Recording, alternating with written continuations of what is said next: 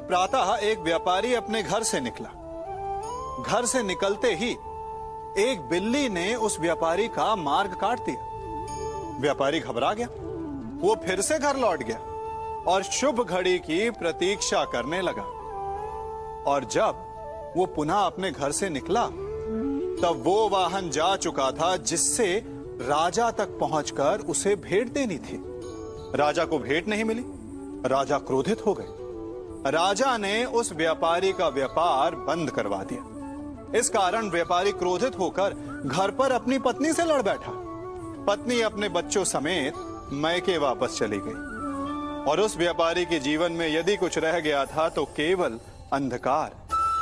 और इन सब का कारण वो उस बिल्ली को मानता रहा जिसने उसका मार्ग काटा था।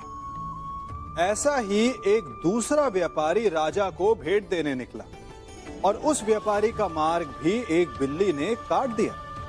वो व्यापारी तनिक घबराया, परंतु उसने आगे बढ़ना अधिक उचित समझा। राजा तक वो समय पर पहुंचा।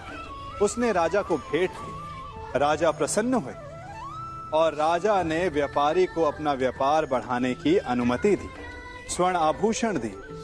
जब व्यापारी घर पर पहुंचा तो पत्नी को आभूषण और अपने बच्चों को देने के लिए वस्त्र थे उसके पास।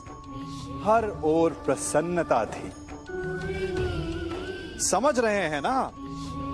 दोनों के साथ एक ही प्रकार की घटना हुई, परंतु दोनों की प्रतिक्रिया भिन्न थी।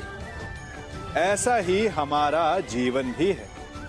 हमारे जीवन में प्रारब्ध का अपना स्थान है, परंतु उससे कई अधिक महत्वपूर्ण हमारी प्रतिक्रिया, हमारे सोच का प्रभाव है। क्योंकि यही हमारे जीवन को आकार देते हैं। इसलिए अपनी सोच को सकारात्मक रखिए। आपका जीवन सदैव आनंदमय